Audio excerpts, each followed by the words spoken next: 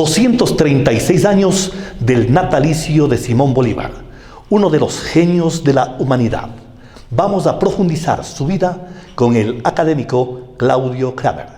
Bienvenidos. Para destacar este caos de esta reciente república, todas nuestras facultades morales eran bastantes, parcial. El sueño de Bolívar, porque el sueño de Bolívar era todo el antiguo imperio liberal hispanoamericano. 236 años del natalicio de Simón Bolívar. Vamos a conocer quién es este personaje. ¿Quién fue Simón Bolívar? Simón Bolívar, este gran hombre que ha dejado una huella en nuestra historia latinoamericana, en nuestros países andinos.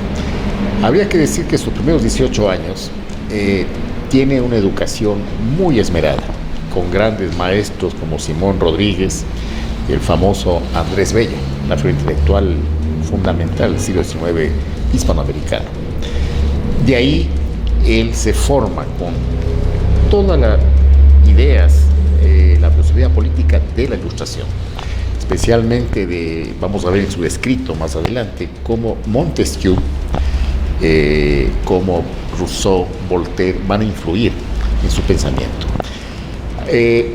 Como usted conoce, él pierde a sus padres tempranamente y a los 18 años se va a casar con Matías del Toro y enviuda. Y en esa crisis de vida, digamos, su maestro Simón Rodríguez pues lo acompaña a un viaje a Europa, donde él va a hacer un juramento en Roma, justamente de liberar a su país y extirpar el dominio español sobre Venezuela. Ahora, algo muy importante es que es increíble cómo en ese transcurso de edad, porque él muere a los 47 años, etapa muy temprana para hoy día, en ese transcurso de menos de 20 años, él realmente va a llegar a liberar no solo a Venezuela, sino a 4 países adicionales, a Colombia, Ecuador, Perú y Bolivia. Diríamos que es un gran estratega militar, pero es también un hombre de profundo pensamiento político. Es un hombre de acción y es un hombre de pensamiento que raras veces se repite en la historia. Habría que añadir que desde el punto de vista militar, pues Bolívar, sin haber sido un militar profesional, llega a tener grandes logros, como lo demuestra pues una guerra de liberación contra el Imperio Español, y donde funda 3 repúblicas en Venezuela. Realmente un hombre de una extraordinaria resiliencia. Pero su legado histórico va más allá, porque no solamente hay que ver la liberación militar y política. Él también nos va a plantear, a dejar un legado de un proyecto integracionista de la América hispana.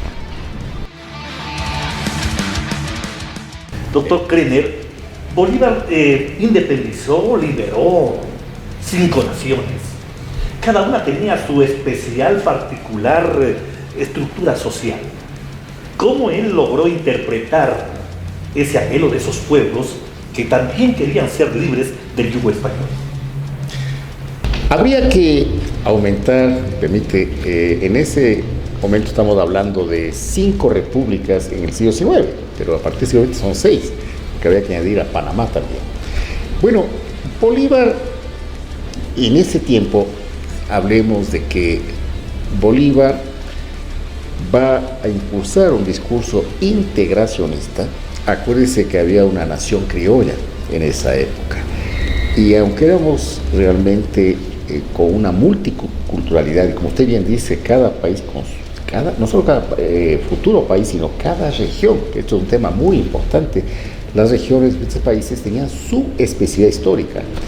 Entonces la geografía contaba mucho en esa época. Así que Bolívar va a interpretar, parte con Venezuela, pero él estaba en contacto pues, con muchos sectores de las élites de aquel entonces, de esa nación llamada criolla, que existía en ese tiempo. Sí. Era masón también Bolívar, ¿no? Y estaba en contacto pues, con intelectuales, gente política de Europa, etcétera. O sea que era un hombre que realmente tenía una visión y una cultura muy vasta. Y en este diálogo importante con el pueblo ecuatoriano, Bolívar, ¿qué entendía por libertad? Bolívar le daba una gran importancia a la libertad, tanto que en el discurso de Angostura, y esto es muy importante hablar, él criticaba justamente la falta de experiencia en el ejercicio de libertad, en el ejercicio de cargos o de administración pública de alto nivel, justamente para ejercer la libertad. Y lo que él aborrecía era, por decir, una manada de borregos con un pastor, ¿no? Él la libertad la veía a ciudadanos empoderados, ¿no? Ciudadanos que supieran hacer uso de su libertad. Y para eso, para él, era fundamental la educación, porque él creía en un sistema electoral que debía tener constante repetición para evitar la tiranía. Pero para eso el ciudadano debía tener educación. Un pueblo ignorante podía llevar fácilmente a elegir un tirano. Y por eso es fundamental también prohibir la reelección.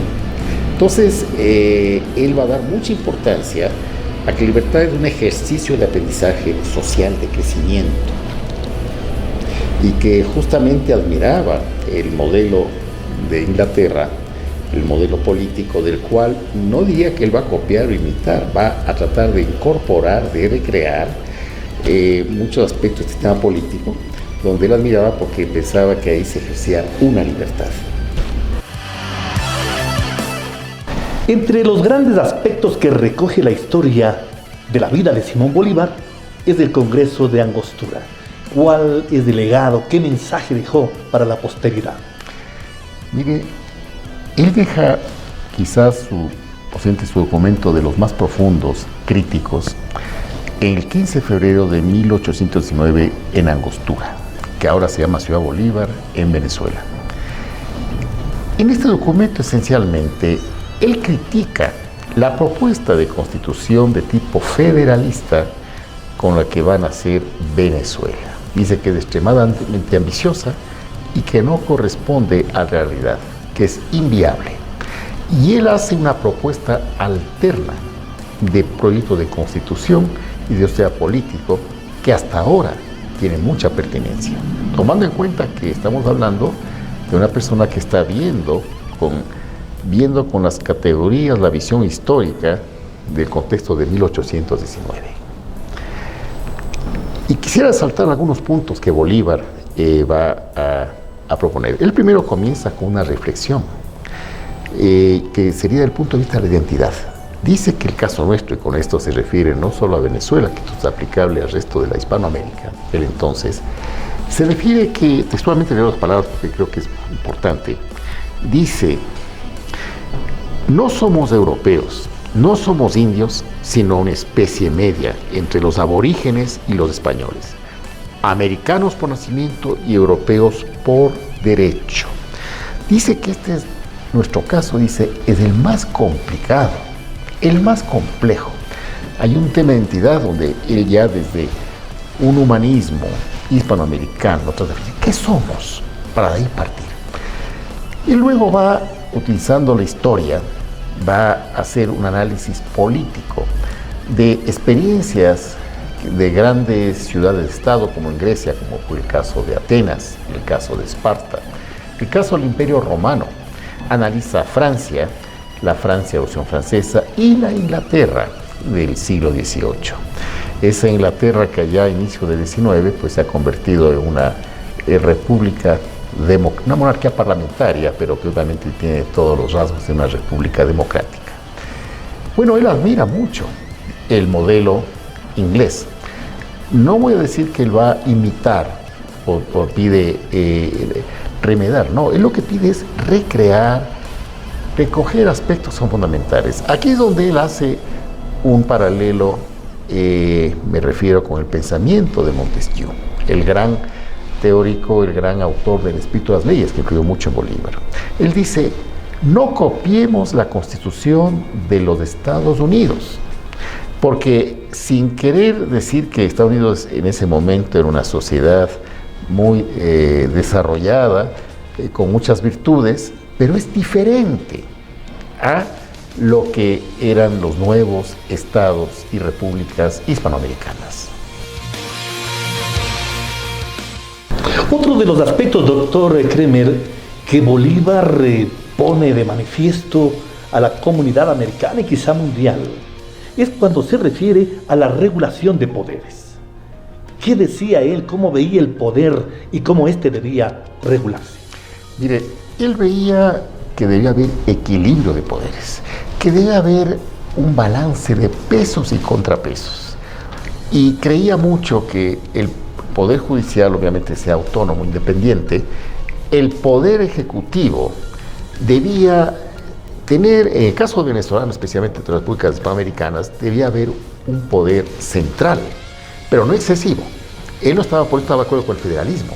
Pero ese ejecutivo a su vez tenía sus ministros que debían respetar las leyes, ¿no? Y esto es importantísimo. Entonces aquí le voy a leer una parte que me parece fundamental. Para formar un gobierno estable se requiere la base de un espíritu nacional que tenga por objeto una inclinación uniforme hacia dos puntos capitales: moderar la voluntad general y limitar la autoridad pública. Estas son las guías que planteaba Bolívar. Entonces, y en cuanto al Congreso, al Parlamento, Bolívar nos hablaba que era importante tener dos cámaras: la de los, hablemos, representantes o diputados, y los senadores. Los senadores un poco recrean el modelo inglés en que pensaba que una cámara de senadores hereditario. ¿Por qué razón?